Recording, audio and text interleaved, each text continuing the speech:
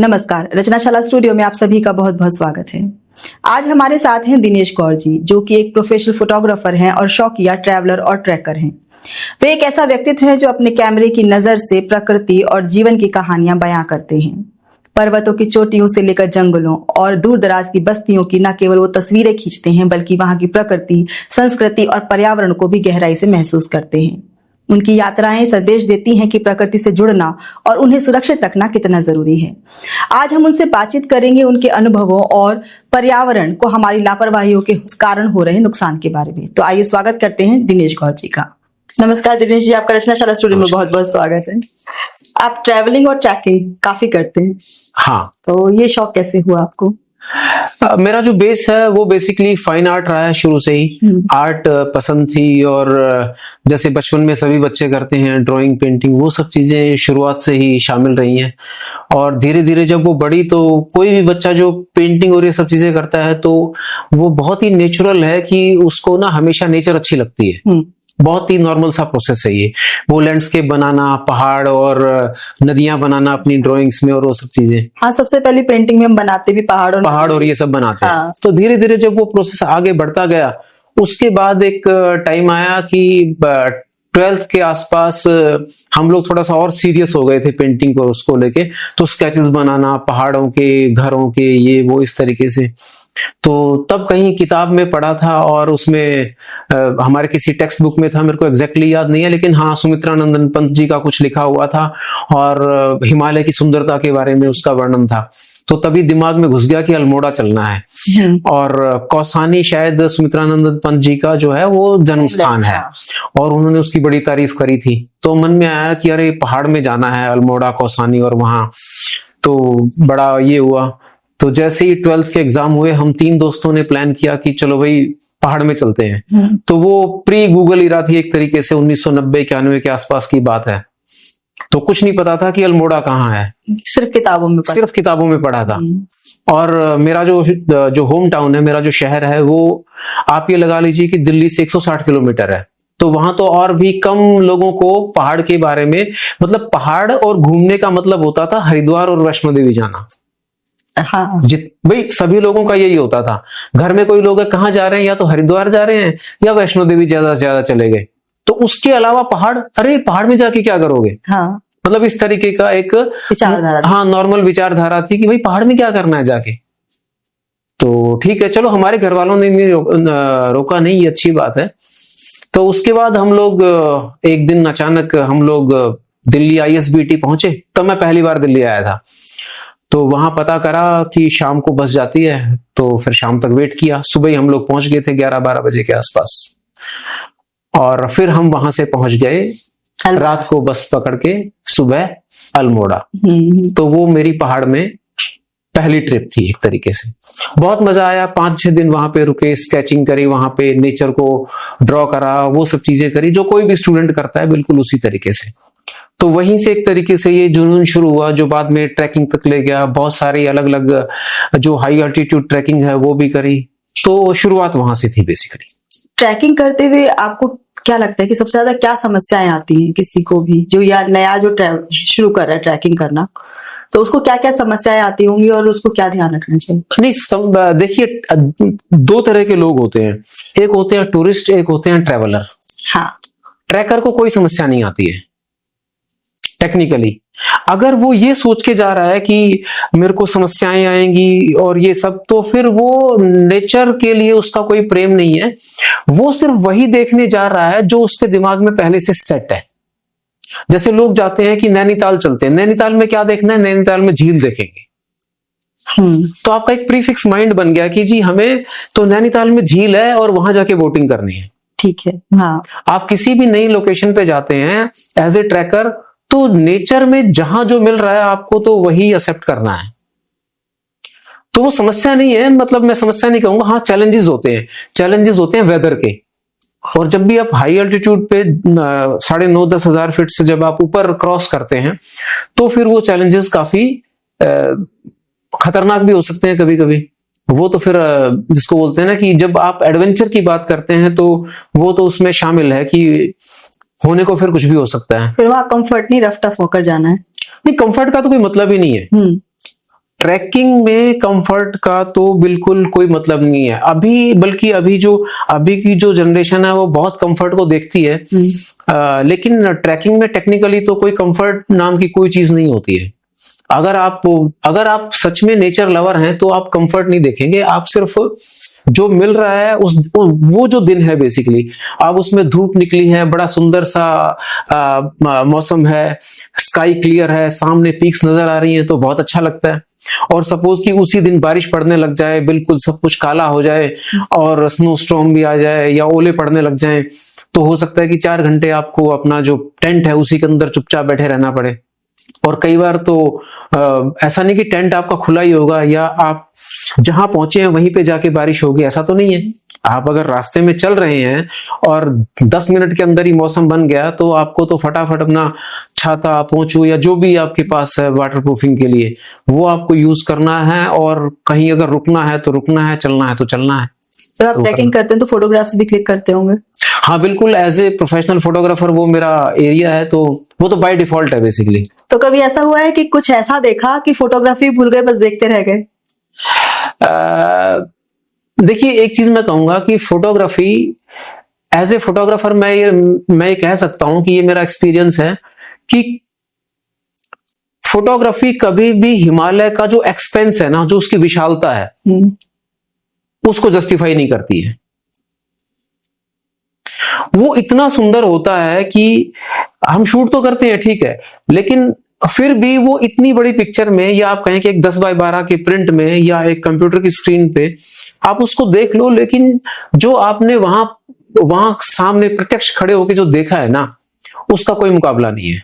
वहां तो 360 डिग्री में दिखता होगा। हाँ, 360 दिखता है। वीडियो में भी आप कह सकते हैं कि आप कैमरा पैन कर सकते हैं, आप इधर उधर दिखा सकते हैं, लेकिन उसके बाद भी मेरा ये मानना है कि जो एक्चुअल फील आपको 10,000 फीट से ऊपर कहीं क्लिफ पे खड़े होके और सामने एकदम जो माउंटेन है ना, वो बिल्कुल आपके हेड ऑन है, जिस तरह बिल्कुल आपके सामने है, वो जो एक्सपीरियंस है वो उसको कोई भी शब्दों में वो नहीं कर सकता। कई बार ऐसा होता है कि जैसे मान लीजिए कि हम किसी ट्रैक पे हैं और किसी पर्टिकुलर डे मौसम खराब है, बादल है पूरे, आप चलते चले जा रहे हैं, आप जो आपका पॉइंट है जहां आपको शाम को रुकना है कैंप में, वहां पहुंच भी गए हैं और चारों तरफ बादल हैं, बिल्कुल पूरा व्हाइट आउट हो रखा है, क्लाउड है सब, और कुछ नजर नहीं आ रहा है।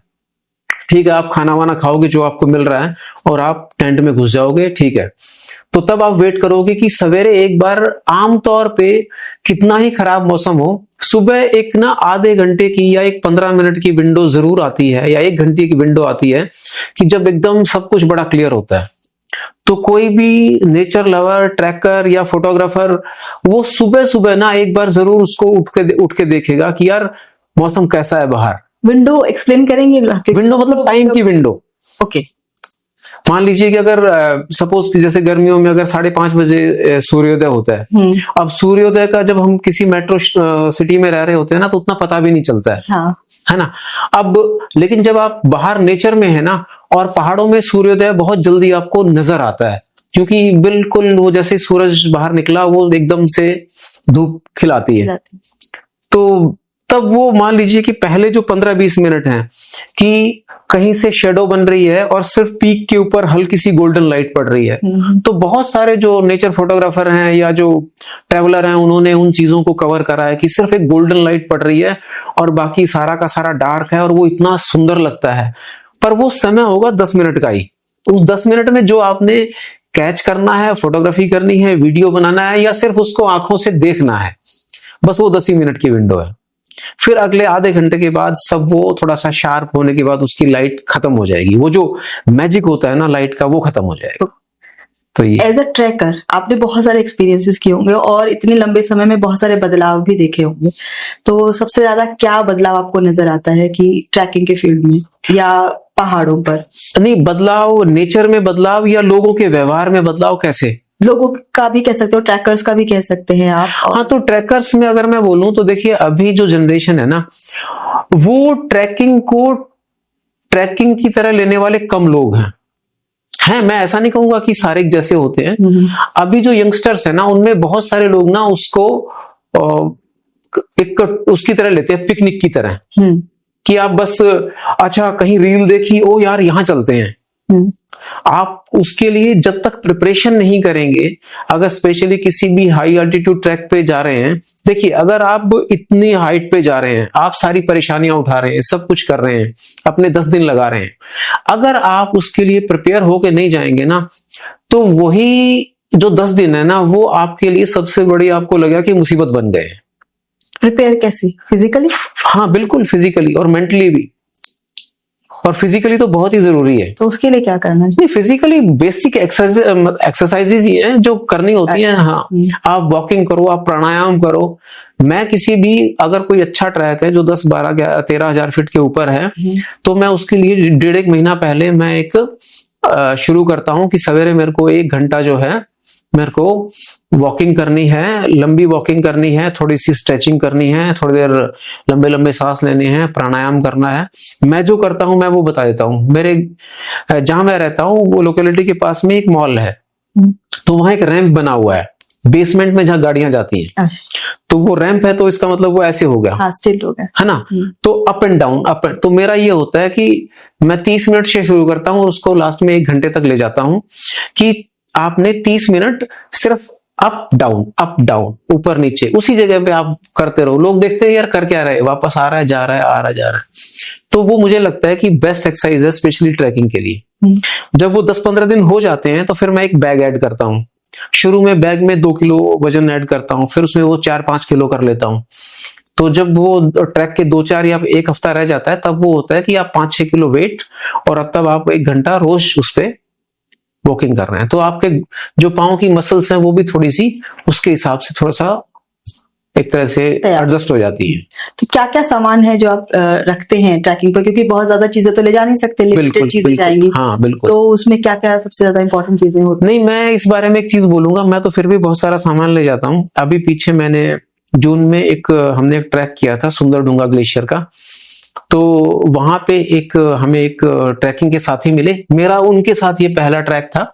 वैसे मैं उनका नाम जानता था, लेकिन मैंने उनके साथ कभी ट्रैक नहीं किया था।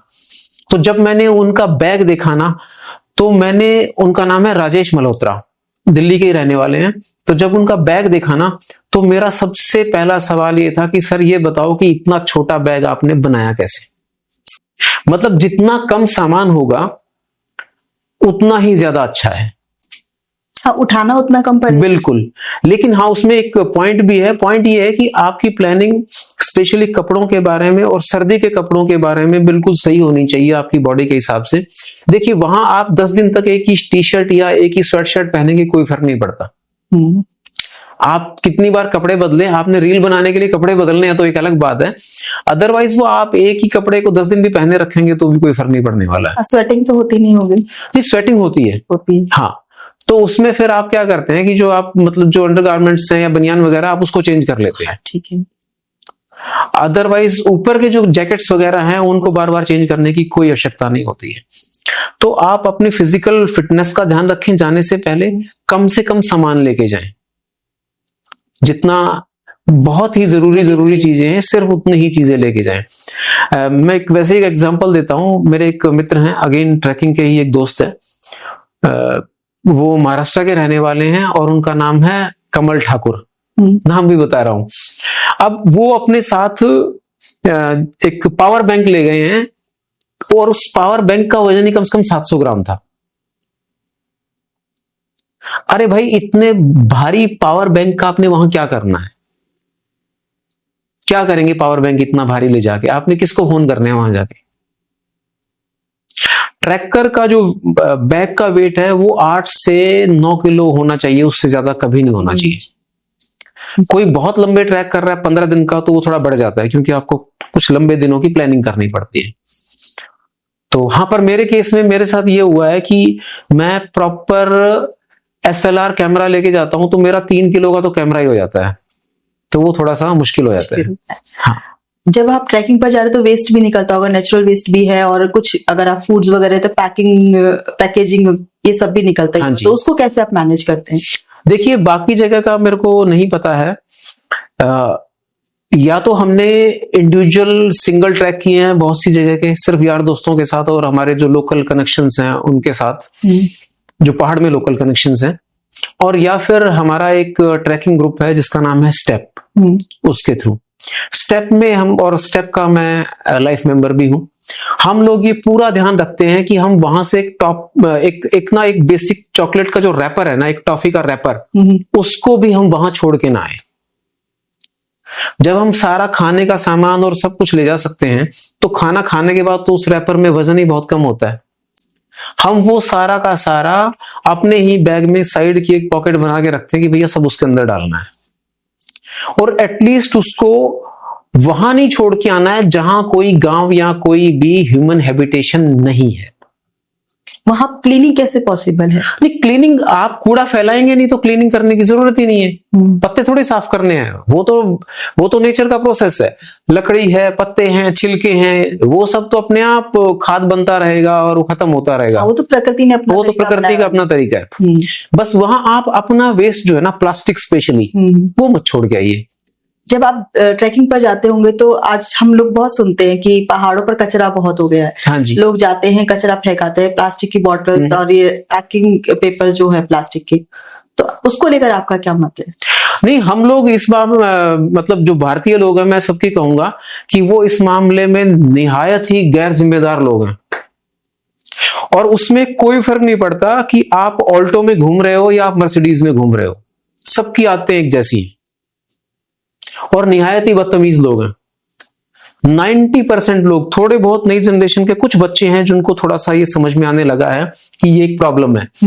अदरवाइज तो सोचते ही नहीं है, वो जहां मन में आया वहीं, और जहां पे टूरिस्टों की भीड़ होती है, जैसे अगर मैं कहूं कि मनाली या शिमला, अब तो केदारनाथ पे भी हम बहुत देखते हैं कि बहुत ज्यादा रील्स बनाने के लिए। और अभी पीछे हम लोग देख रहे थे, वो लोग अपना म्यूजिक इंस्ट्रूमेंट तक लेकर जाते हैं, वहां ढोल बजा रहे हैं और गाने बजा रहे हैं। ये नहीं, उसमें प्रॉब्लम है। प्रॉब्लम क्या है ना कि हमारे यहाँ पे हिंदुइज्म में स्पेशली, अगर सनातन धर्म की बात करूं तो मैं धर्म को यहाँ पे इसलिए लेके आया हूं क्योंकि केदारनाथ एक धार्मिक साइट है। अदरवाइज मैं शायद इस टॉपिक में धर्म को नहीं लेके आता। अब वो बिल्कुल तीर्थ स्थान है, और वो हिमालय में जो 4 मुख्य तीर्थ स्थान आते हैं जिनको हम बहुत ही ज्यादा चार धाम बोलते हैं। हाँ, 4 धाम बोलते हैं और बहुत ही ज्यादा रिस्पेक्ट करते हैं, यमुनोत्री, गंगोत्री और साथ में हमारा बद्रीनाथ जी और केदारनाथ जी। ठीक है, अभी वहां पे श्रद्धा से जाने वाले लोग, मैं ऐसे नहीं कह सकता कि बिल्कुल नहीं होंगे, हैं डेफिनेटली, लेकिन पिकनिक पे जाने वाले ज्यादा हैं। एक तो वो प्रॉब्लम है। जब आप पिकनिक पे जा रहे हैं तो फिर आप इन सब चीजों का कोई ध्यान नहीं रखेंगे। दूसरी बात एक और है, मेरे दादाजी के समय में, या हम अपने घर में जैसे सुनते थे मेरे दादाजी से या उनसे, कि उनके उस समय की गांव में जब कोई व्यक्ति अगर होता था ना कि उसको बद्रीनाथ केदारनाथ जाना है 4 धाम यात्रा करने, तो वो हरिद्वार अपना श्राद्ध करके जाते थे कि हो सकता है कि वापस भी ना आए। That kind of feeling, yes. इतनी कठिन भी थी यात्रा? कठिन भी थी, कोई साधन नहीं थे, और ये भी सोच रखा होता था कि यार हो सकता है कि वापस ना आए। तो जब आपका विचार ही वैसा बने कि यार आप बिल्कुल श्रद्धा से और आप एक धार्मिक महत्व से, जो धार्मिक महत्व है उसका, उसी को ध्यान में रखते हुए आप उसको तीर्थ यात्रा की तरह कर रहे हैं, तो वो एक अलग स्टोरी है। और जब आपका पर्पस ये कि वहां आप ढोल लेके जा रहे हो और वहां रील बनानी है, तो कहानी एकदम बदल जाती है। और अनफॉर्चुनेटली हिंदुओं के अंदर, सनातन धर्म में इसके ऊपर बोलने वाला कोई नहीं है। और उससे भी बड़ी बात, वहां के जितने लोकल पंडे पुजारी हैं, कुछ 1-2 को छोड़ के, वो सारे के सारे सिर्फ लालची हैं और सिर्फ सबको पैसा चाहिए, उनको कुछ फर्क नहीं पड़ता है। अदरवाइज हिंदू मंदिरों के अंदर ये जो वीआईपी दर्शन नाम की जो बकवास है, ये होती ही नहीं। आपने कभी किसी गुरुद्वारे में सुना है कि वीआईपी दर्शन होता है कोई? भाई हम गुरुद्वारे में बहुत बार जाते हैं, मैं भी गया हूं, स्वर्ण मंदिर गया हूं, मैं बंगला साहिब बहुत बार गया हूं। आपने किसी गुरुद्वारे में सुना है कि वीआईपी दर्शन? हम लोग हैं वीआईपी दर्शन करते हैं। और हम ही हिंदुओं में से कोई भी अगर गुरुद्वारे जा रहा है तो वो शांति से खड़ा रहेगा, अपनी बारी का इंतजार भी करेगा। लेकिन वही व्यक्ति अगर मंदिर में जा रहा है तो वो पुजारी को साइड से पैसे पकड़ाएगा, भाई मेरे को थोड़ा जल्दी करवा दे यार। क्यों भाई? अपने ही धर्म के लिए इतना डिसरिगार्ड जो है वो सिर्फ हम ही लोगों में है। और इसीलिए हमारी जो ऐसी धार्मिक महत्व की जो साइट्स है ना, उनका इतना सत्यानाश हो गया है। तो ये जो इतना डेवलपमेंट सरकार ने भी किया, केदारनाथ में तो काफी डेवलपमेंट हुआ, इसीलिए तो लोग ज्यादा पहुंचने लगे वहां, तो कहीं ना कहीं डेवलपमेंट भी नुकसानदायक है। अनफॉर्चुनेटली डेवलपमेंट का मतलब सीमेंट है। भारत के अंदर डेवलपमेंट का मतलब क्या है? सीमेंट। हाँ, सीमेंटेड काम हो जाएगा। सीमेंट ही है एक्चुअली में, और कुछ नहीं है। जिसको बोलते हैं ना कि हम सस्टेनेबल डेवलपमेंट जो होती है वो नहीं है। मैं बिल्कुल क्लियरली बोलता हूं कि मैं बहुत सारी चीजों में मैं मोदी सरकार का फैन हूं, लेकिन पहाड़ों के मामले में उनकी जो नीति रही है मैं उसके बिल्कुल खिलाफ हूं।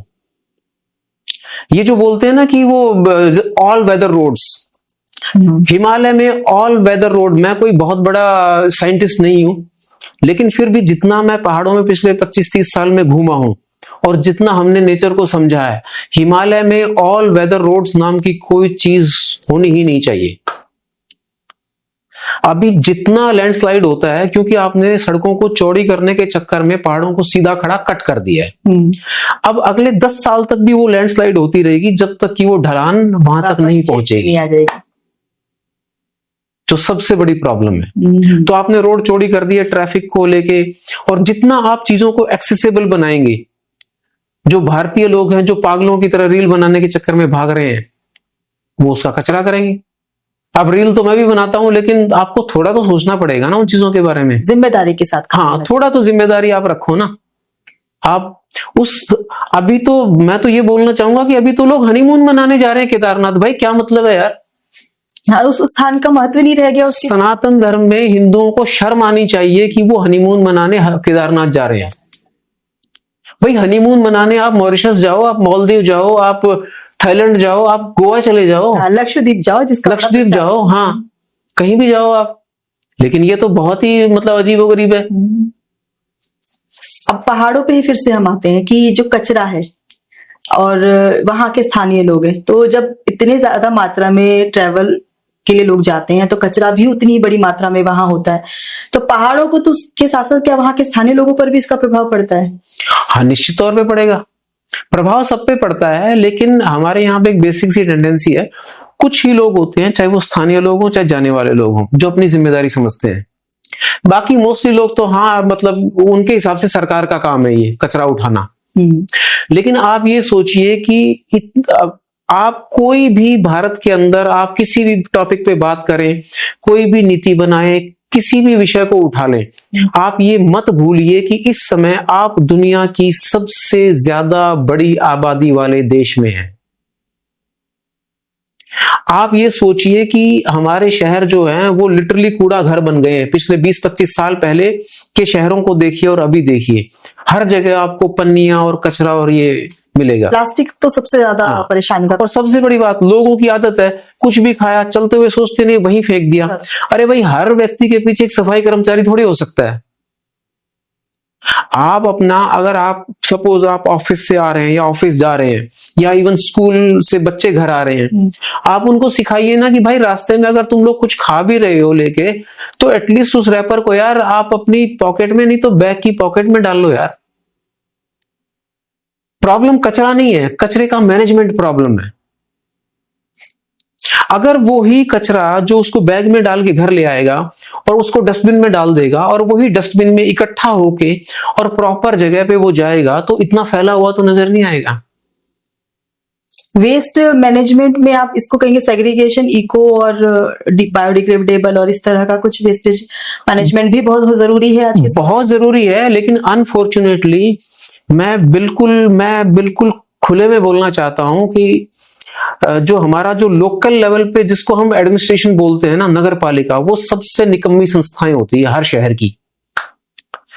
आप कभी भी किसी भी यूनियन टेरिटरी में जाइए, जैसे कि मैं चंडीगढ़ जाता हूं बहुत सी बार, मेरे बहुत सारे दोस्त रहते हैं, मैं उनके घर पे ठहरता हूं। वहां बहुत ही क्लियर है चंडीगढ़ में कि आप गीला और सूखा कचरा जो है, कूड़ा है, आप अलग अलग करके नहीं देंगे तो कूड़ा उठाने वाला उसको लेके ही नहीं जाएगा। वहां सूखा कूड़ा और गीला कूड़ा उन दोनों की गाड़ियां ही अलग अलग आती हैं। हमारे यहाँ पे वो थोड़े दिन होता है, थोड़े दिन बोला कि हाँ जी अलग अलग करो, अलग अलग करो, उसके बाद ना तो वो उठाने वाला पूछ रहा है ना देने वाले पूछ रहे हैं, और वो सब मिक्स है, कचरा है सब वो। उसी को गाय खाती हैं, प्लास्टिक भी खाती हैं, कीले भी खाती हैं। तो उनका सेग्रीगेशन तो इतनी बड़ी अपने आप में चीज है भाई। जितना भी जो हमारा फूड वेस्ट होता है, अगर उसको ढंग से शुरू में ही उसको अलग अलग कर दिया जाए तो वो तो सीधा खाद बन सकता है। और प्लास्टिक को आप रिसाइकल करो तो कचरा ही नहीं होगा। हाँ, तो इतना कचरा ही नहीं होगा।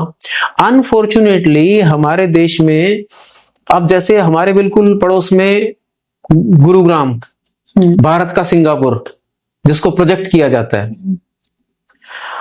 इतना बड़ा शहर बन गया और इसके प्लानिंग करने वालों ने कभी ये नहीं सोचा कि इसका कूड़ा घर कहाँ होगा। नहीं, उसके लिए उन्होंने बनाया ना, अरावली में एक पूरा कचरों का पहाड़ बना दिया है। नहीं, वो बहुत बाद में बना है। अच्छा, तो लेकिन उसका भी कुछ नहीं हो रहा, वो पहाड़ बना के छोड़ नहीं, पहाड़ तो बनेगा, लेकिन आप ये सोचिए कि जब आप एक इतना बड़ा शहर जहां पे 50 करोड़ के फ्लैट है ना, 100 करोड़ के फ्लैट है, वहां पे भी आप जब शहर बना रहे हैं और शहर का कूड़ा डिस्पोज ऑफ करने के लिए आप कोई प्लानिंग ही नहीं कर रहे हैं। यहाँ तो सरकार को काम करने की जरूरत नहीं, सरकार नहीं, नेक्सस होता है ना, नेता, ब्यूरोक्रेट्स और उसके बाद बिल्डर्स। हाँ, वो मिलके कर रहे हैं। जो ब्यूरोक्रेट है वो रिटायर हो गया है, नेता की सत्ता चली गई, कोई और आ गया है, और बिल्डर ने मकान बेच दिए हैं। तो अब देखो उसमें क्या होता है। आप कितनी बार ऐसा होता है कि वो 20 मंजिल की बिल्डिंग है और उसका सीवेज सिस्टम कहाँ है यही नहीं पता होता, और वो मकान भी बिक जाते हैं। बाद में जिसने वो वहां पे फ्लैट खरीदा होता है वो देखता है कि अरे यार, बाद में पता लगा कि इसका तो कोई सीवेज सिस्टम ही नहीं है। और ऐसा हुआ है गुड़गांव में, फरीदाबाद में भी, मैं नाम नहीं लूंगा, लेकिन ऐसा नहर पार हुआ है। बाद में उन रेजिडेंट्स को पता लगा कि ये सारा जो वेस्ट है ये तो नीचे बेसमेंट में ही भर रहा है।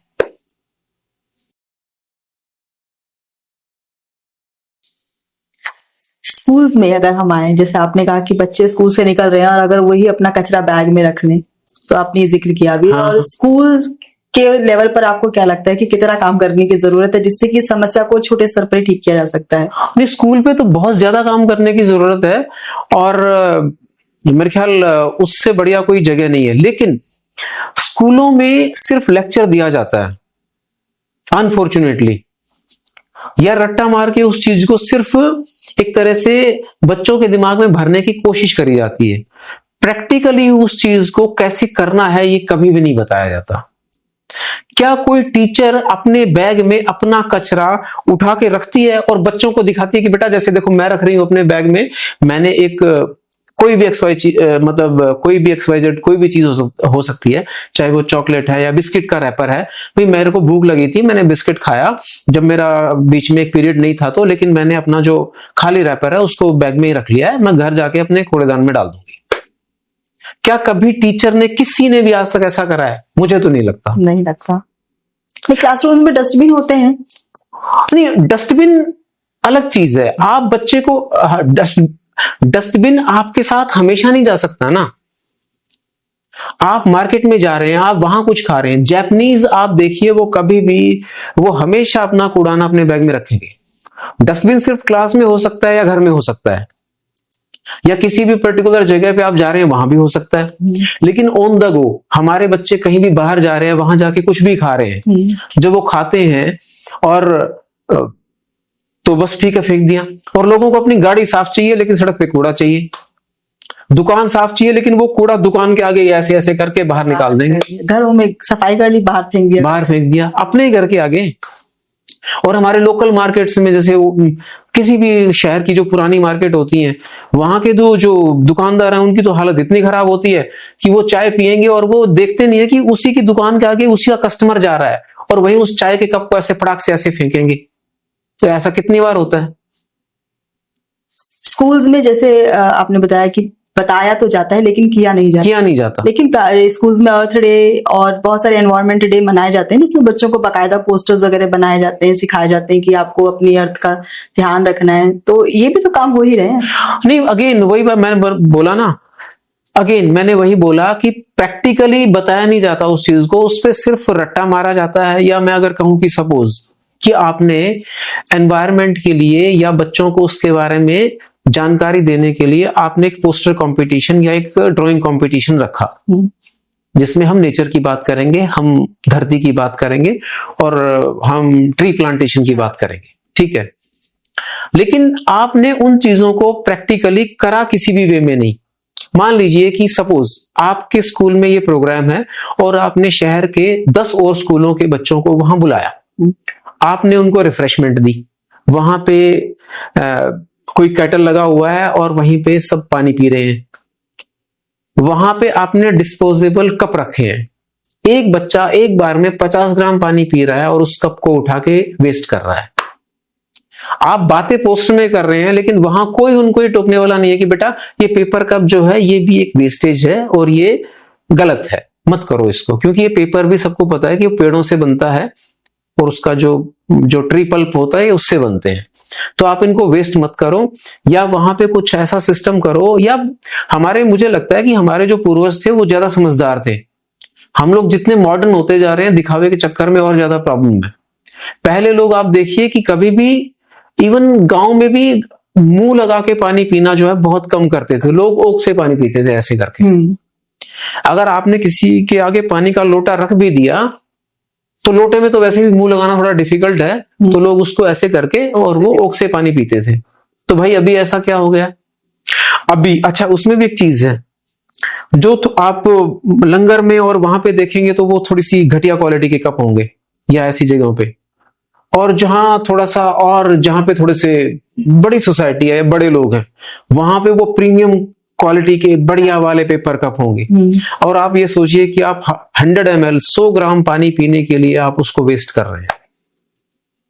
तो फिर पब्लिक गैदरिंग में इतने सारा जब गैदरिंग है और लोग यूज करने वाले हैं ग्लासेस, तो फिर उसके लिए ऑल्टरनेट क्या रखा जा सकता है? नहीं, ऑल्टरनेट देखिए मैं बताऊं, हमारे यहाँ कूड़ा कहां से होता है? जो घरों का कूड़ा है वो एक चीज है, दूसरा कूड़ा है जितने भी रेहड़ी और ठेले वाले जहां भी हर जगह खड़े हो जाते हैं, जहां मन में आया वहीं पे। हाँ। हम क्यों नहीं ऐसी नीति बनाते कि हम उनको कंपेल कर सके कि भैया तू सब्जी की रेडी लगा ले, कोई बात नहीं, वो तेरी आजीविका है। और हर चीज के लिए हम ब्लिंकेट भी नहीं करना चाहते, क्योंकि छोटे लोगों को या छोटे जो काम करने वाले हैं उनको भी रोजगार मिले। वो ह्यूमैनिटी, आप किसी भी वे में उसको देख लीजिए, सोशल भी है वो चीजें कि ठीक है भाई वो मेरी गली में आता है और हमने उससे सामान खरीद लिया, कोई बात, उसमें कहीं कोई दिक्कत नहीं है। लेकिन आप उस चीज के लिए कंपेल तो कर ही सकते हो कि भैया यहां कूड़ा फैला के नहीं जाना है। अगर तूने यहां मक्का के भुट्टे बेचने हैं बेच ले, लेकिन ये नहीं कि भुट्टे बेचने के बाद सारा कूड़ा वही फैलाए और शाम को और अपने चलता बना। क्यों भाई? तुम इसको उठा के जाते हुए जहां एमसीएफ के या एमसीडी के या जो भी लोकल बॉडी है आपकी, वहां पे जो रास्ते में जो मेन जो जगह पड़ती है, कम से कम वहां तो डाल दो उसको। कुल मिलाकर सिविक सेंस की बात है। हाँ, नहीं वो लोगों में है ही नहीं ना, वो आपको हिंदुस्तान में बिना डंडे के कोई नहीं समझने वाला। मोदी जी ने अपने पहले कार्यकाल में शुरू किया था स्वच्छ भारत अभियान। भारत के लोग जो, और इवन बहुत सारी जो पॉलिटिकल पार्टीज हैं जो रोती रहती है कि भारत में जिसको बोलते हैं रोजगार नहीं है, बेरोजगारी बढ़ रही है, बेरोजगारी बढ़ रही है। अरे भैया भारत को स्वच्छ रखो। क्योंकि मैं ट्रैवल से जुड़ा हुआ व्यक्ति हूं, मैं कह सकता हूं कि हमारे देश के अंदर टूरिज्म का इतना बड़ा पोटेंशियल अभी भी है कि पूरी दुनिया के टूरिस्ट हमारे यहाँ आ सकते हैं अगर हम सफाई रखें तो। पूरी दुनिया के, आप ये सोचिए कि हिंदुस्तान कितना वास्ट कंट्री है कि जहां सबसे ज्यादा बारिश होने वाली जगह से लेके सबसे कम बारिश होने वाली जगह भी है, चेरापूंजी से जैसलमेर, है ना। और -50 डिग्री टेम्परेचर द्रास, और सबसे ज्यादा टेम्परेचर अगेन राजस्थान में बहुत जगह है। मतलब कहने का कि ज्योग्राफिकली इतना वेरिएशन दुनिया में आपको कहाँ मिलेगा? पहाड़ है, समुद्र है, सब है। हाँ। कल्चर वेरिएशन, हाँ। खाने का वेरिएशन, साउथ में अलग खाना है, नॉर्थ में अलग है, ईस्ट में अलग है, वेस्ट में अलग है ना। तो और पहाड़ में भी उत्तराखंड की ब्यूटी अलग है, नॉर्थ ईस्ट में चले जाएंगे तो कुछ और है, वहां के खाने कुछ और हैं, वहां की कल्चर कुछ और है, वहां का पहनावा कुछ और है। हमारे पास इतना जबरदस्त, जिसको बोलते हैं कि रिच कल्चर, हाँ इतना रिच कल्चर है, उसमें इतनी वैरायटी है। आप यूरोप में जाओ, पूरे यूरोप में घूम जाओ, आपको वैसे वैसे कपड़े हैं, वैसे वैसी बातें हैं, वैसे वैसे ही खान पान है। यहाँ तो डोसा अलग है, कश्मीरी खाना अलग है, नॉर्थ ईस्ट में जाएंगे तो कुछ और है, गुजरात में जाएंगे तो कुछ अलग है, मध्य भारत में आएंगे तो कुछ अलग है। हाँ। तो भारत के लोग तो अगर सफाई रखना भी शुरू कर दें और टूरिज्म को प्रमोट करें तो इस पूरी दुनिया का टूरिज्म हमारे पास आ सकता है और हम उससे इतना पैसा बना सकते हैं जो हम अभी तक तो हम उसको सोच ही नहीं पाए हैं। हालांकि मोदी गवर्नमेंट ने ये जब शुरू करा था स्वच्छ भारत अभियान, अब वो यहाँ पे जब तक आप उस पर फाइन नहीं लगाओगे, जब तक आप उस पर डंडे नहीं मारोगे, तब तक इस देश में कोई सुनने वाला नहीं है। तो फाइन लगाकर भी क्या होगा? जो देखने वाले लोग हैं वो खुद ही नहीं उसको इतनी गंभीरता से लेंगे। नहीं, वो तो करना पड़ेगा ना, वो चेक करने के लिए चीजें होनी चाहिए ना।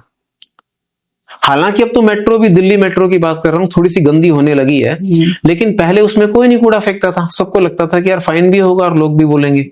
हाँ, दिल्ली मेट्रो में तो भी एक वीडियो भी वायरल हुआ जिसमें एक व्यक्ति बड़ा मतलब गंदगी फैला रहा था और फिर भी लोगों को कोई असर नहीं हुआ उसका। नहीं, कोई लोग टोक देते हैं, मैं तो टोक देता हूँ बहुत सी बार। तो ये टोकना बहुत जरूरी है। टोकना बहुत जरूरी है। और टोकते नहीं। अब सब लोग सोचते हैं कि यार मैंने क्यों पंगा लिया, हाँ, मतलब वैसे वाली जो मेंटेलिटी होती है, क्यों लड़ना, है ना।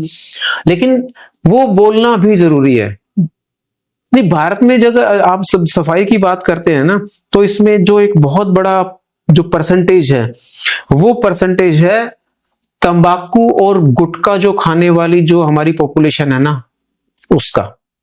हाँ, कहीं पर भी थूक देना, कहीं पर भी थूक देना। लेकिन उसमें भी एक कॉन्ट्राडिक्शन है, मैं बताऊंगा अभी आपको। आप ये देखिए कि हमारे पूरब की तरफ जो स्टेट है, अब मैं अगर नाम लूंगा डायरेक्टली तो बहुत सारे लोग ना कल को खड़े हो जाएंगे झंडा लेके उसके ऊपर, ट्रोलिंग शुरू कर देंगे। हाँ, पूरब की तरफ जो स्टेट है वो जितना वो गंद हर जगह मचाते हैं, गुटखा खा खा के हर जगह फेंकना, वो कितना कचरा करता है। आप नई दिल्ली स्टेशन से आप गाड़ी पकड़िए, एक गाड़ी पकड़िए, आप ट्रेन की बात कर रहा हूं मैं, आप गुजरात जाइए, और एक आप ट्रेन पकड़िए जो पूरब की तरफ जाती है, कोई भी ट्रेन एक, आप दोनों में 10 घंटे के बाद देखिए कि कौन सी ज्यादा साफ है, आपको क्लियरली नजर आएगा वो।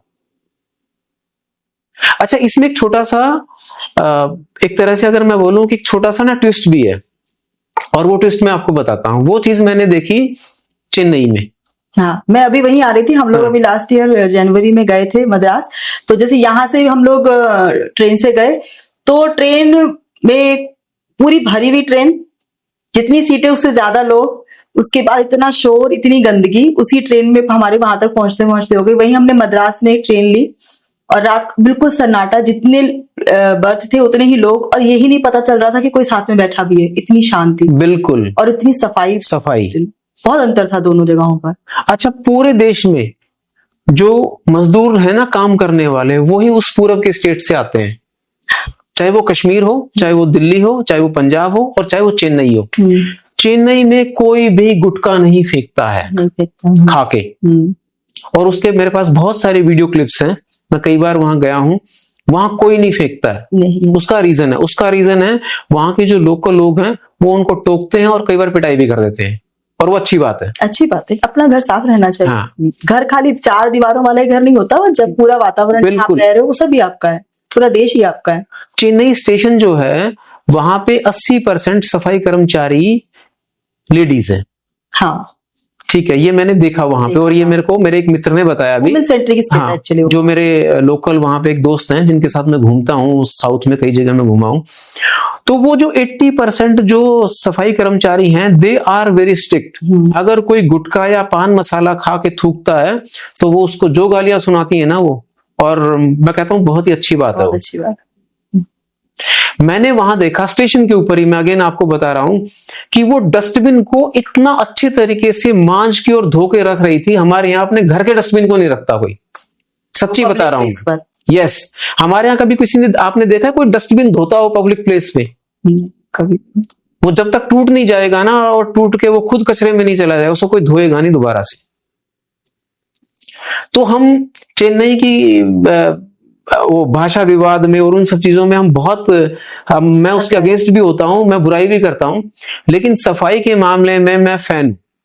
हाँ, जो हम कचरे की बात कर रहे हैं कि सब जगह कचरा बहुत है, तो क्या इस कचरे के का प्रभाव जो आजकल हम लगातार कुछ महीनों से सुन रहे हैं, प्राकृतिक आपदाएं हमारे उत्तराखंड में या अलग अलग शहरों में बहुत हो रही हैं, तो क्या ये कचरा भी उसका कारण हो सकता है?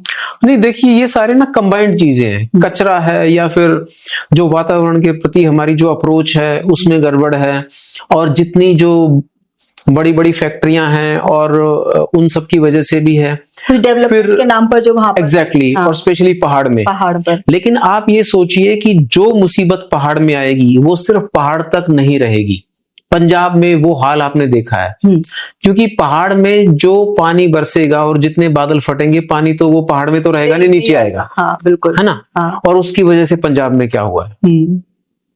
तो आप सिर्फ ये नहीं कह सकते कि जी पहाड़ वाले जो हैं वो अपने आप उसको झेल लेंगे, वो ऐसा नहीं होगा। और वो जब तक सभी लोग उस पर ध्यान नहीं देंगे, और इंसान का लालच जो है वो बहुत ही नेक्स्ट लेवल तक पहुंच ही गया है। हम रिवर बेड के ऊपर घर बनाते हैं, आप रिवर बेड पे घर बनाइए, कोई दिक्कत नहीं है, लेकिन जब नदी अपनी जमीन वापस मांगेगी तो देनी पड़ेगी। वो समय 10 साल बाद आए, 2 महीने बाद आए या 20 साल के बाद आए, ये कोई नहीं जानता, लेकिन जिस दिन वो आएगा उस दिन वो सब कुछ खाली कराएगा। लेकिन अनफॉर्चुनेटली हमारी जो सरकारें हैं, या सरकारें नहीं कहूंगा मैं, वहां पे जो ऑफिसर्स बैठे होते हैं, उनकी जो सोच है वो कभी भी उस लेवल तक जाती नहीं है। बहुत कम लोग देखे हैं हमने जो इन चीजों पे सोचते हैं। अदरवाइज सबको अपनी नौकरी करनी होती है, या फिर उसमें से जो करप्ट लोग हैं वो अपनी जेबें भरने में लगे होते हैं, इतना ही होता है। अदरवाइज 2013 की त्रासदी के बाद केदारनाथ में, मैं दोबारा से केदारनाथ पे आ गया हूं, इतनी सारी कंस्ट्रक्शन ना होती जो उस समय भोलेनाथ ने तोड़ी थी या हटाई थी नेचुरल तरीके से। हाँ, है ना। हाँ। अब आप देखिए कि उससे भी ज्यादा हो गया है वापस। अगर सरकारें इस पे थोड़ा ध्यान देती तो वहां पे वो बहुत अच्छा मौका था कि आप उसको एक सेंसिटिव जोन घोषित करो, और उसको एक सेंसिटिव जोन बनाओ, और उस जोन के अंदर उस तरह के सारे जो कंस्ट्रक्शन है वो ना हो, बैन ही कर दिए जाए। हाँ।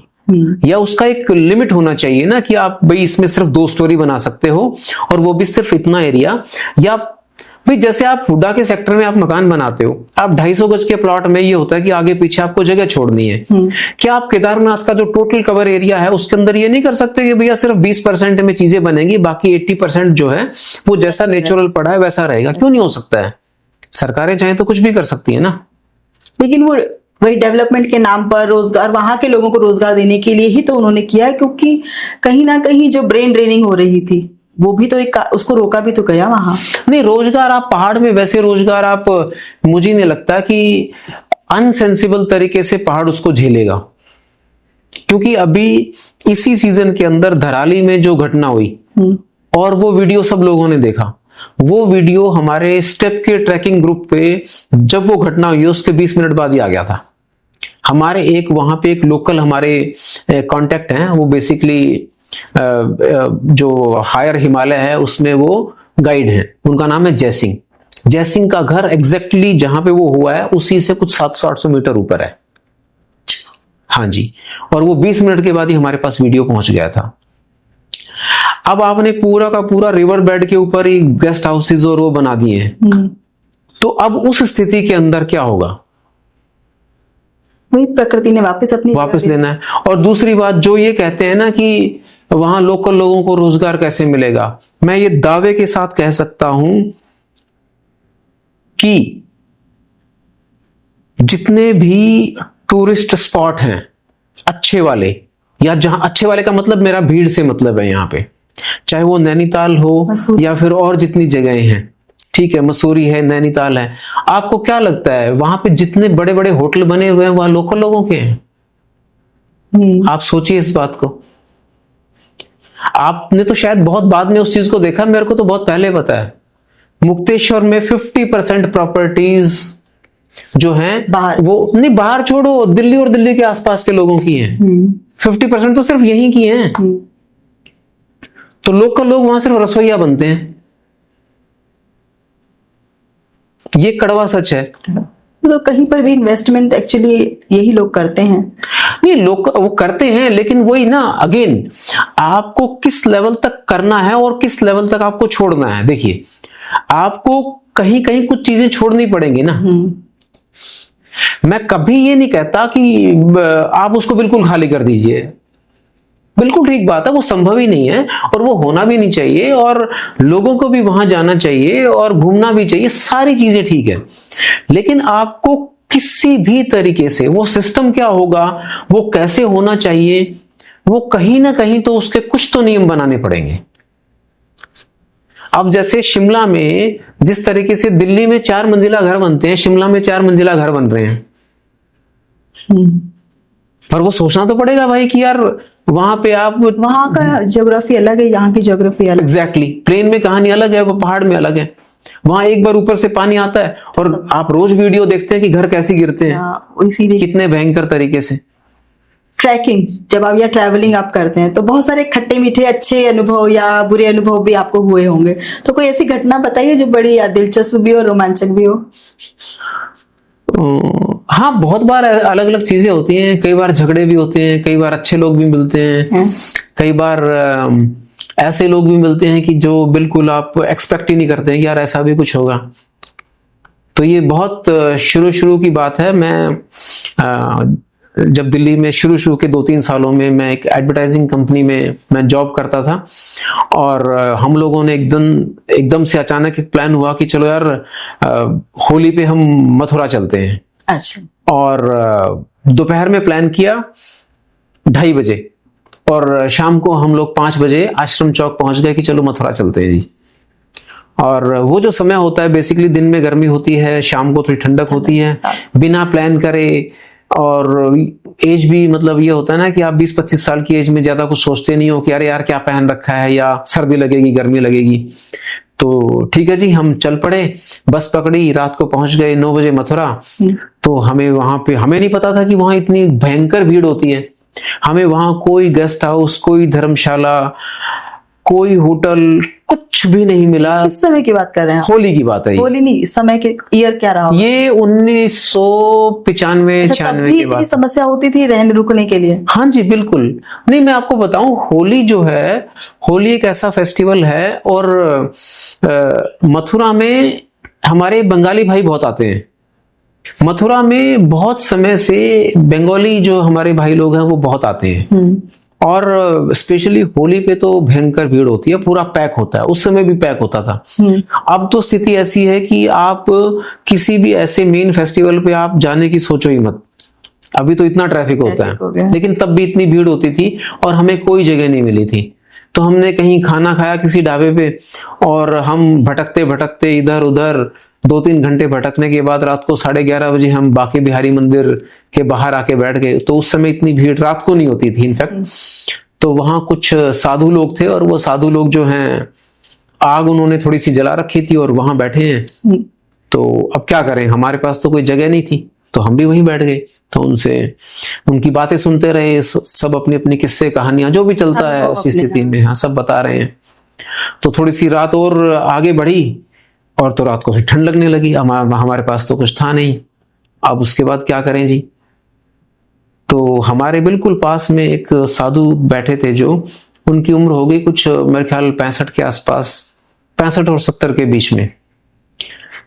तो उनके पास 2 कंबल थे। जनरली जो टिपिकल घुमंतु साधु होंगे ना, उनके पास 2 कंबल होते हैं, और वो अपनी पीठ पे ही उनको कंधे पे रख के चलते हैं। तो उन्होंने देखा कि भाई लड़के जो इनको ठंड लग रही है। तो मैं और मेरा दोस्त मोहन, हम 2 लोग थे। तो उन्होंने अपना एक कंबल हमें दे दिया कि भी ओढ़ लो इसको। तो हम दोनों ने उसको ओढ़ के हम बैठ गए, तो थोड़ा उससे आराम मिला। तो अपनी अपनी कहानी जैसे बताई। तो वहीं बैठे बैठे तब हमें पता चला कि जिन्होंने हमें कंबल दिया था वो कभी चंबल में मान सिंह के गिरोह में डकैत थे। अच्छा।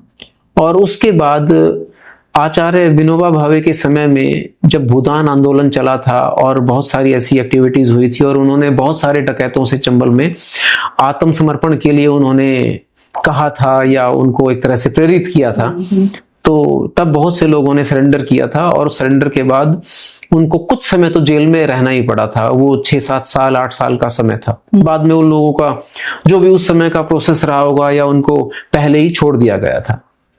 तो ये जो साधु यहाँ बैठे थे, ये अपनी कहानी बता रहे थे कि जब मैं 7-8 साल के बाद वापस घर गया, तो घर में होता है ना कि आपको एक तरीके से कोई एक्सेप्ट ही नहीं करता है कि यार अरे ये तो बूढ़ा, ये तो अब कहां से आ गया, हम तो इसको तो अपने जीवन से एक तरीके से निकाल चुके हैं। घर में जो बच्चे हैं उनकी कहानी बदल चुकी है, वो बड़े हो चुके हैं, शादी हो चुकी है, और आप एक तरीके से अनवांटेड हो एक तरीके से अपने ही घर में। तो कोई भी जो चंबल की भाषा है उसमें उनको डाकू नहीं बोलते, वो बागी बोलते हैं। तो उनका आत्मसम्मान जो होता है वो बड़ा वो हुआ कि यार ये तो मेरे को तो कोई अपना ही नहीं रहा है। तो उन्होंने अपना उठाया झोला, 5-6 महीने रुके और उसके बाद वो निकल लिए, साधु बन गए। तो उन्होंने अपनी कहानी बहुत देर तक, रात को 2-3 घंटे उन्होंने बड़ी ऐसी ऐसी चीजें बताई, हम लोग सुनते रहे। तो 4 बजे वहां पे क्या था, अभी मुझे नहीं पता, बांके बिहारी मंदिर में बहुत साल से गया नहीं हूं। तो मेन जो दरवाजा है ना उसके बिल्कुल बगल में एक चैनल वाला गेट है, और अंदर बहुत बड़ी एक पतीले के अंदर चाय बन रही थी, और हमें ठंड भी लग रही थी। पूरी रात तो हम बैठे रहते हैं वहीं पे ही। तो फिर मैं वो चैनल के पास हम लोग गए, यार हमें भी थोड़ी चाय पिला दो। तो उन्होंने दी हमें चाय, मिट्टी के सकोरे में उन्होंने हमें 3-4 चाय पकड़ा दी, और भी लोगों ने ले ली जैसे। तो हम लोगों ने वो चाय पी, और चाय पीने के बाद हम लोग वहां से फिर हम निकले। तो ये बड़ा मतलब इस तरह के एक्सपीरियंस ट्रैवल में ही होते हैं। मैं एक चीज और भी बोलना चाहूंगा, देखिए एक्सपीरियंस बहुत तरह के होंगे, कई बार अच्छे भी होते हैं, खराब भी होते हैं, चाहे वो ट्रैवल है चाहे वो ट्रैकिंग है। हमें ना अपने बच्चों को जो हमारे घर का जो कंफर्ट जोन है ना उससे बाहर निकालना चाहिए। वो हम जब यंग थे तब वो हमारा समय था, अभी हम बड़े हो गए हैं, और अभी जैसे मेरा बेटा है वो 24 साल का है, और वो ऐसे ही घूमता है, वो ट्रैकिंग और ट्रैवल वो करता है जब भी उसको समय मिलता है। तो मैं कभी मना नहीं करता कि तुम मत जाओ, या यहाँ खतरा है या नहीं है। मुझे ये लगता है कि दिल्ली की सड़क को पार करने से ज्यादा खतरा कहीं नहीं है। तो आप अपने बच्चों को उस जो 24 घंटे आप एक कंफर्ट जोन में रखते हैं ना, हाँ ओवर प्रोटेक्शन है, तो उससे बाहर जब निकालेंगे ना, और जब वो उससे बाहर निकलेगा तो उसमें ना एक कॉन्फिडेंस आएगा, और वो अपने आप चीजों को कैसे मैनेज करना है वो भी सीखेंगे, इंडिपेंडेंट होता है। हाँ जी। मैं कह सकता हूं कि एक जो सबसे बड़ी चीज आप ट्रैकिंग से सीख सकते हैं वो क्या है, आपको क्या लगता है? प्रॉम्प्टनेस, या तो क्विक डिसीजन लेना? नहीं, मुझे लगता है हिमालय जो हमें सबसे ज्यादा सिखाता है ना वो है धैर्य, पेशेंस। इससे बड़ी कोई चीज नहीं है जो हिमालय हमें सिखाता है। मेरा छोटा भाई है, उसका नाम संदीप गौड़ है, उसने एक हिमालय के ऊपर ना पोएम्स की उसने एक पूरी बुक उसने बहुत सारी पोएम्स लिखी थी, तो बुक छपी थी। उसमें ऐसी बहुत सारी कविताएं हैं जो हिमालय की इन चीजों के बारे में बात करती हैं। लेकिन मुझे लगता है कि धैर्य एक ऐसी चीज है, पेशेंस, जो आप हिमालय से सीख सकते हैं। आप वहां ट्रैक कर रहे हैं, आप कैसा मौसम है, क्या चीज है, आपको वो झेलना, उससे आप देखिए, आप नेचर से ना लड़ नहीं सकते, आपको उसको रिस्पेक्ट देनी पड़ेगी। और यहां रिस्पेक्ट देने का मतलब ऐसा नहीं कि आपने कोई अगरबत्ती जलानी है वहां पे, नहीं। आपको रिस्पेक्ट का मतलब यह है कि आप अगर वहां जाएं और आप वहां पे अगर जा रहे हैं तो आप ये ध्यान रखें कि अगर मैं कहीं भी हाई एल्टीट्यूड में जा रहा हूं तो उसी के हिसाब से कपड़े लेके जाऊं। और वो जो होता है ना हमारे यहाँ स्पेशली नॉर्थ इंडियंस में, वो की फर्क पैंदा है, ये वाला एटीट्यूड जो है ये नहीं होना चाहिए। आप प्रॉपर तैयारी के साथ जाएं, आप वहां गंदगी ना फैलाएं, आप वहां किसी को फालतू में, अभी जो मैं आपको बताता हूं स्पेशली जब मैं बात करता हूं हिमाचल की, आप बहुत सारे ऐसे किस्से सुनते होंगे कि पंजाब से जो लोग आ रहे हैं उनके साथ ना हिमाचली लड़ रहे हैं, और ऐसे कितने वीडियोस आते हैं। वो बहुत ही गलत चीज है, और उसका सबसे बड़ा कारण यह है कि वो नेचर को रिस्पेक्ट ना करना, और सड़कों पे खड़े होकर वहां पे शराब पीना, बियर पीना, और उन बियर की बॉटल्स को वहीं पे तोड़ना। अरे भाई, आप जाओ, आप नेचर को एंजॉय करो। आप अगर शांति से, आप ठीक है, ऐसा नहीं कि हिमाचल में शराब बैन है, नहीं है, पर भाई नॉर्मली लोग पीते हैं, वैसे पियो ना आप भी, किसने मना करा है? लेकिन आप सड़कों पे खड़े होके आप हुड़दंग कर रहे हो, हाँ हुड़दंग करोगे, कचरा मचाओगे, गंदगी मचाओगे हर जगह, तो वो किसको अच्छा लगेगा? और एक दो बार आप लोगों को, मतलब वहां के जो लोग हैं वो आपको झेल लेंगे, लेकिन जब आप लगातार ऐसा करोगे तो लोग आपको कितनी बार झेलेंगे? तो हर चीज का एक थ्रेशोल्ड होता है ना, जब उसके ऊपर चीजें जाती हैं तो चाहे वो नेचर हो चाहे कोई दूसरा और व्यक्ति हो, वो रिएक्ट करता है। अभी जब इंसान नेचर को इतना परेशान कर रहा है तो वो रिएक्ट कर रही है। अभी 2 दिन पहले ही देहरादून में बादल फट रहे हैं तो क्या हो रहा है वो। हाँ, प्रकृति का अपना तरीका है अपनी चीजें वापस वो अपने वो करेगा वो उसको। तो लोगों को थोड़ा ध्यान रखना चाहिए। और कभी भी आप ट्रैवल कर रहे हैं तो आप जिस इलाके में जा रहे हैं, मैं ये सभी जो न्यू कमर्स है ना, जो यंग जनरेशन है, मैं उनको ये बोलना चाहता हूं कि आप उस एरिया के जो पब्लिक सेंटिमेंट्स हैं उनका भी थोड़ा सा ध्यान रखें। हाँ, वहाँ की भी अपनी कुछ कल्चरल वैल्यूज हैं, उनका ध्यान रखें, उनके सेंटिमेंट्स का ध्यान रखें। अभी मैं बताता हूँ, सुंदर डूंगा जो ट्रैक है उसके जो एंड पॉइंट है वहां पे एक झील है। यूं तो उससे आगे भी एक नेचुरल एक झील है, उसका नाम नागकुंड है, लेकिन हम नागकुंड तक नहीं गए थे। हम उससे पहले कुछ 5 या 6 घंटे पहले एक जगह देवी कुंड, हम देवी कुंड तक गए थे। तो हमारे गाइड ने बहुत ही क्लियरली बोल दिया था कि देवी कुंड का जो पानी है आपने उसको नहीं छूना है और कोई हाथ वाथ नहीं धोने हैं वहां पे। नहाने का तो खैर वैसे ही सवाल नहीं पैदा उतना कि, क्योंकि इतनी हाइट के ऊपर हमने तो किसी ने नहाना नहीं था। लेकिन आपने ना वो छूना है, ना उसमें कोई हाथ वाथ धोने हैं, कुछ नहीं करना है आपने। क्योंकि लोकल लोग जो हैं वो भी उसमें ऐसा कुछ नहीं करते हैं और वो सिर्फ साल में एक बार उसका पानी वहां से भर के नीचे मंदिर में लेके जाते हैं। उनका एक फेस्टिवल होता है लोकल, और वो तब वहां पे देवता पे चढ़ाते हैं। अच्छा, तो इतना स्वच्छता का ध्यान रखते हैं वो। हाँ, स्वच्छता का भी, और उनकी पुरानी मान्यता है। तो ठीक है भाई, हम लोगों ने किसी ने वहां, हम गए झील तक गए, हम वहां बैठे, हमने वहां फोटो भी खींचे। हम वहां पे हमने जो हम अपने साथ थोड़े बहुत हमारे पास बिस्किट नमकीन और स्नैक्स जो नॉर्मली होते हैं कि भाई आप कुछ मंचिंग करने के लिए, वो हमने खाया भी।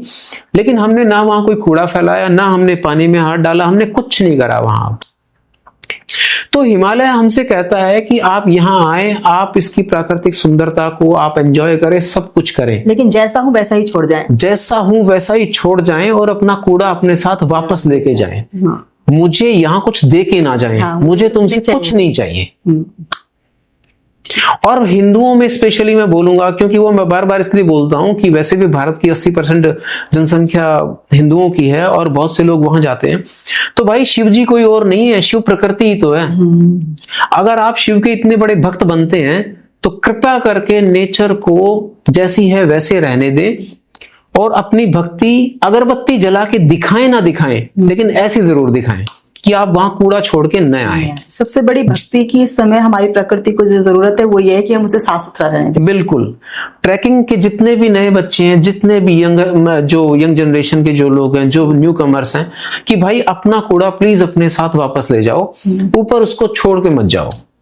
अगर आप उसको छोड़ के नहीं जा रहे हो तो फिर भी कुछ बचा रहेगा।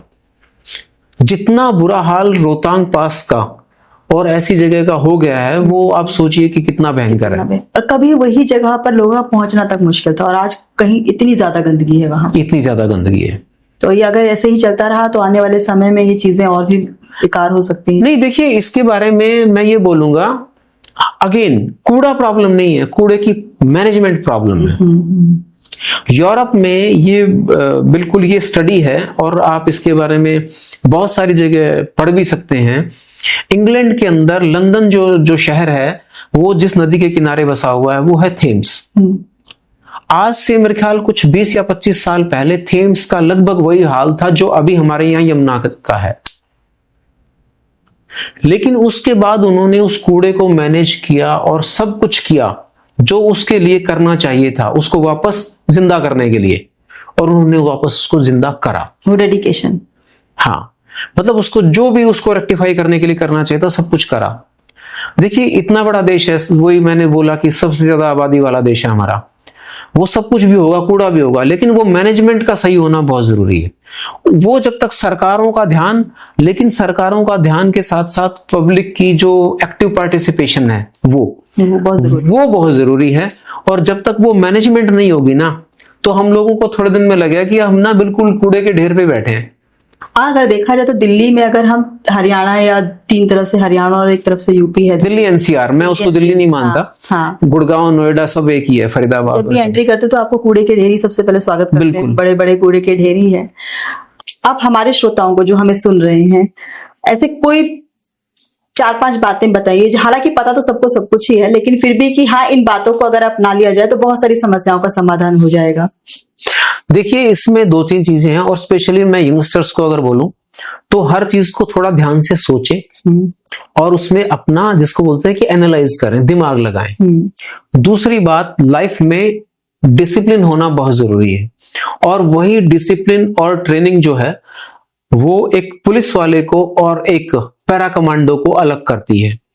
मेरा background basically, I am from Haryana, और हम जहां से आते हैं वहां पे बहुत से लोग हैं जो डिफेंस में, मिलिट्री में, नेवी में, एयरफोर्स में होते हैं, पुलिस में भी होते हैं। तो एक जो हमारा साथी है जो पुलिस में भर्ती हुआ है और एक पैरा कमांडो बना है, दोनों का जो डिफरेंस है वो है अगेन उसकी ट्रेनिंग, उसका डिसिप्लिन जो उनको अलग करता है। पैरा कमांडो की एक ट्रेनिंग होती है और उसको बोलते हैं हेल वीक। अगर आपने कभी, और ये डिस्कवरी पे इस पे एक पूरा प्रोग्राम आ चुका है। अच्छा। डिस्कवरी पे या नेशनल ज्योग्राफिक पे मेरे को याद नहीं है, लेकिन आ चुका है।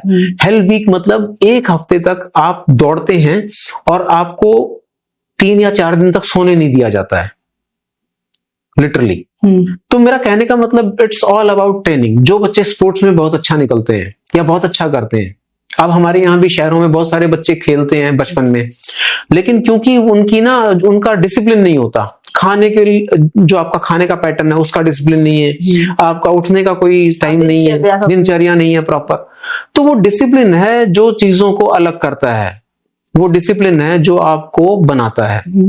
और आपको हमेशा ये सोचना पड़ेगा कि भाई मैं, मतलब जो भी आप कहीं पढ़ रहे हैं वो तो एक चीज है, लेकिन उसके साथ साथ खुद भी सोचना कि यार मेरे को इसको कैसे वो करना है। और अभी फॉर्चुनेटली मैं कहूंगा कि सोशल मीडिया की वजह से और टेक्नोलॉजी की वजह से इंफॉर्मेशन की बॉम्बारमेंट है, लेकिन उसमें से सही इंफॉर्मेशन चुनना जो आपके लिए अच्छी हो, ये आपको करना पड़ेगा। और आप 24 घंटे रील मत देखिए, लेकिन कुछ पर्टिकुलर जो आपके सब्जेक्ट से, आपकी पढ़ाई से या आपकी जो रुचियां हैं उनसे मेल खाने वाले अच्छे चैनल हैं या अच्छे लोग हैं जो उन चीजों के बारे में बोलते हैं, आप उनको जरूर सुनिए। लेकिन अगर आप पूरा दिन ऐसे स्वाइप करते रहेंगे तो आप कुछ नहीं करेंगे, आप बस स्वाइप ही करते रहेंगे। और जो हम बात कर रहे हैं पर्यावरण की, साफ सफाई की, उससे रिलेटेड कोई 4-5 बातें जिन्हें उन्हें रोजमर्रा की जिंदगी में ध्यान रखना चाहिए। देखिए, एक तो ना मैं एक बार तो बच्चों पे ही आऊंगा। हमारे स्कूल्स को ना लोकल जंगल में या आसपास कहीं अपने स्टूडेंट्स को जरूर लेके जाना चाहिए, जो हम कभी नहीं लेके जाते हैं। हम उनको मॉल में घुमाने के लिए ले जाते हैं, लेकिन उनको जंगल में नहीं लेके जाते हैं। उनको नहीं पता कि चिड़िया घोंसला कैसे बनाती है, उनको ये नहीं पता कि यहाँ पे एक पर्टिकुलर पेड़ है वो यहीं क्यों उगा है, वो कहीं दूसरी जगह क्यों नहीं उगा है। उसके भी कारण होते हैं नेचर के अंदर। या आप देखिए, मैं कई बार विचार करता हूं और कई बार मैं लोगों से ना ये बोलना भी चाहता हूं, जब आप कोई भी जंक फूड खाते हैं, स्पेशली मैं यंगस्टर्स को बहुत इस बारे में मैं बोलता हूं, इंसान ही सबसे बेवकूफ प्राणी है जो ये जानते हुए भी कि ये चीज मुझे नुकसान करेगी फिर भी उसको खा रहा है। आपने किसी जानवर को, किसी भी जानवर को, अगर उसको कोई पर्टिकुलर, आप ये देखिए कि आप कोई गाय है और करेले का पेड़ है या नीम का पेड़ है, वो उसको नहीं खाएगी। हाँ, उसको पता है कि यार ये मेरा भोजन नहीं है, तो उसको बिल्कुल नहीं खाएगी। उसको हो सकता है कि उससे नुकसान होता है तो वो उसको नहीं खाएगी। लेकिन इंसान अपने आप में एक ऐसा पढ़ा लिखा जानवर है कि वो सारी चीजें खाएगा जो उसको नुकसान करती है, और उसको पता भी है। हम नेचर से सिर्फ ये नहीं सीख पाए कि यार जो चीज हमारे खाने के लिए नुकसान करती है हम उसी को खाए जा रहे हैं। तो ये बेसिक चीज हमें अपने बच्चों को किसी न किसी रूप में, मतलब as a parent, as a teacher, हमें छोटी छोटी चीजें और ऐसा कुछ नहीं है कि जो मैं बोल रहा हूं, ये बस थोड़ा सा सोचने की जरूरत है। हमारे आसपास आप देखो कि बाहर, घर के बाहर ना कुछ ऐसे पौधे खड़े होंगे जो जंगली पौधे जो कभी खेतों में होते थे, अभी खाली जमीन में हमारे आसपास प्लॉट में होते हैं, तो लोग उनको गंदगी समझते हैं। भाई वो पौधे गंदगी नहीं है, लेकिन उन पौधों के बीच में जो प्लास्टिक आके फंस गया है वो गंदगी है। आप उनको सारे को बेशक साफ मत करो, वो तो आपको ऑक्सीजन ही दे रहा है वहां पे, वो पौधा गंदगी थोड़ी है। लेकिन हाँ, उसके अंदर जितने रैपर आके हवा में इकट्ठे हो गए वहां पे और जो कूड़ा भर गया है वो गंदगी है, आप उसको हटवाओ ना वहां से। और कूड़े की मैनेजमेंट तो खैर वो गवर्नमेंट का बहुत बड़ा रोल है। भाई हम अपने घर का कूड़ा तो हम ठीक है, हमने डस्टबिन में डाल लिया, अब वो उसको कलेक्ट करने के लिए भी तो आना चाहिए ना। वो तो गवर्नमेंट का रोल है। अब गवर्नमेंट का रोल है तो उसपे तो मैं ऑलरेडी मतलब मैं बोला ही हूं ऑलरेडी पहले कि भाई उसमें तो हमारे यहाँ बहुत बुरा हाल है।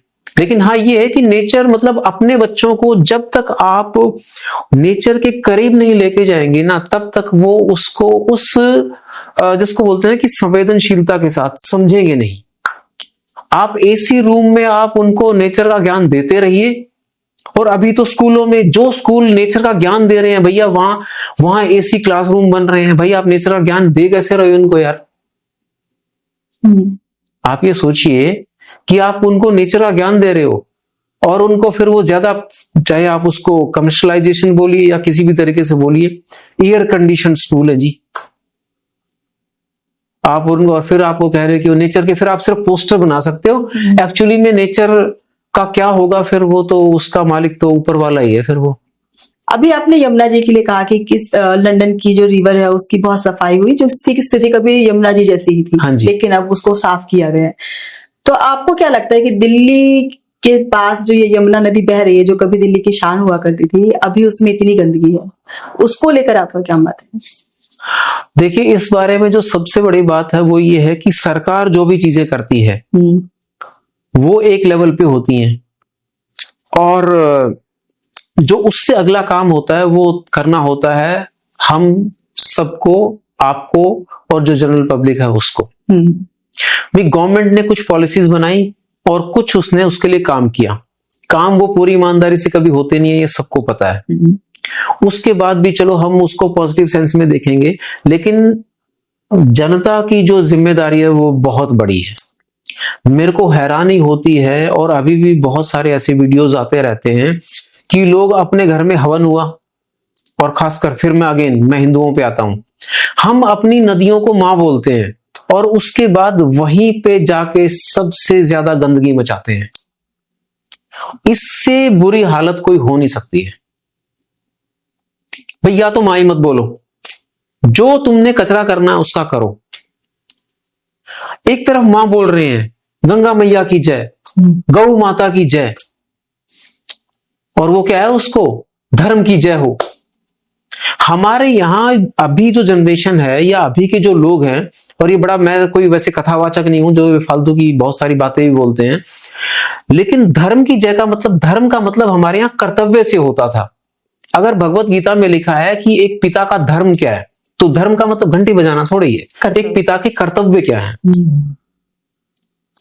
तो मतलब वो धर्म, भाई हमने अपनी जितनी भी नदियां हैं, मैं सिर्फ यमुना की बात नहीं करूंगा, मैं सभी जितनी भी नदियां हैं, या यमुना तो चलो हम पास में रहते हैं तो हम उसके बारे में ज्यादा बात करेंगे, या क्योंकि हम देखते हैं तो लोग जो हैं अपने घर में हवन हुआ, पूजा हुई, आप फूलों को तो छोड़ दीजिए, फूल तो चलो फिर भी एक तरह से प्रकृति का हिस्सा है और वो गल जाएगा, खत्म हो जाएगा।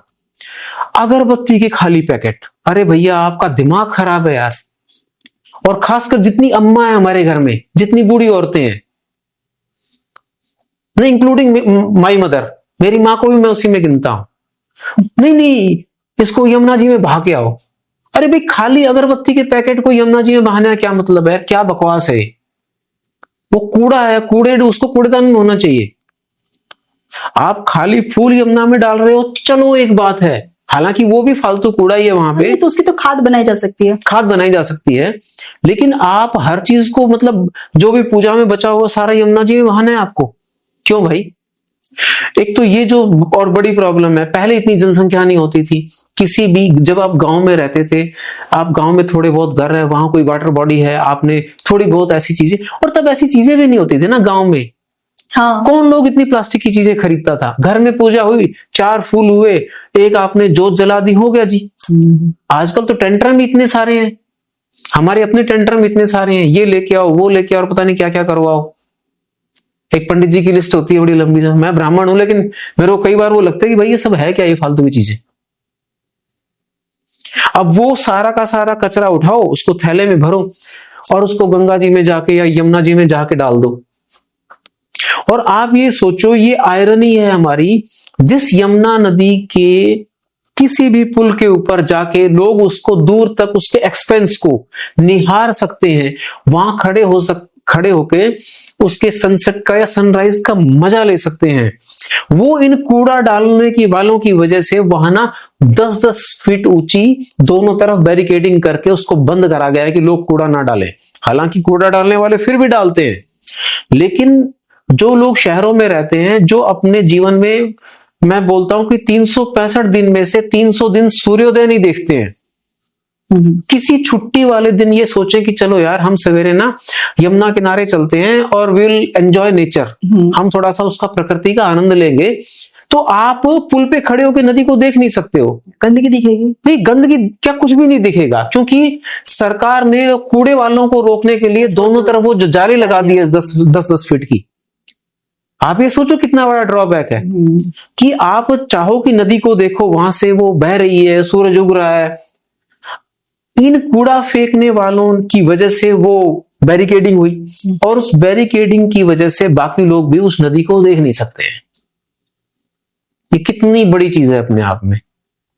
जो एक प्राकृतिक सुंदरता का हाँ, बन सकती थी। वैसे हमारे यहाँ जगह नहीं है भाई, चारों तरफ तो बिल्डिंग्स ही हैं, भाई थोड़े बहुत जो ऐसे ओपन स्पेसेस होते हैं नदियों के किनारे कहीं, आपने उनकी बैरिकेडिंग कर दी है कूड़े के चक्कर में, और कूड़े वाले फिर भी नहीं मानते हैं। अभी तो यमुना जी में बाढ़ आई हुई थी, अभी 6 महीने के बाद देखिएगा आप क्या हालत होती है। हमारे यहाँ अभी भी पूरा का पूरा जो ड्रेन है या जितना सीवेज का जो वेस्ट है वो सारा का सारा डायरेक्टली नदियों में गिरता है। हाँ, सारा पूरा दिल्ली का और एनसीआर का सारा नदियों में ही जा रहा है। बिल्कुल। पब्लिक जब तक कंपेल नहीं करेगी सरकारों को, तब तक कुछ नहीं हो सकता है। जिस तरह से हम ये कहते हैं कि भैया हमें फ्री अनाज दो, या और चीजों के लिए कंपेल करते हैं, या अपनी मांगों के समर्थन में लोग धरने पे बैठते हैं। अरे यमुना जी के लिए तो कोई धरने पे शायद अगर 4 लोग इकट्ठा हो भी जाते हैं तो उससे कुछ होता नहीं है, क्योंकि सरकारें तभी सुनती हैं जब वो बहुत बड़ी मात्रा में लोग इकट्ठे होते हैं। 20 लोगों को तो वहां पुलिस वाले आएंगे और वो डंडा मार के वैसे ही भगा देंगे, और ऐसा नॉर्मली होता है। नॉर्मली होता है। रचनाशाला स्टूडियो में आने के लिए और हमें इतने सारे अपने एक्सपीरियंसेस शेयर करने के लिए, और जो हम घूमने के लिए या ट्रैकिंग करने के नाम पर जो अपनी प्रकृति के साथ छेड़छाड़ और खिलवाड़ कर रहे हैं, उसके बारे में इतनी सारी बातें बताने के लिए आपका बहुत बहुत धन्यवाद। Thank you.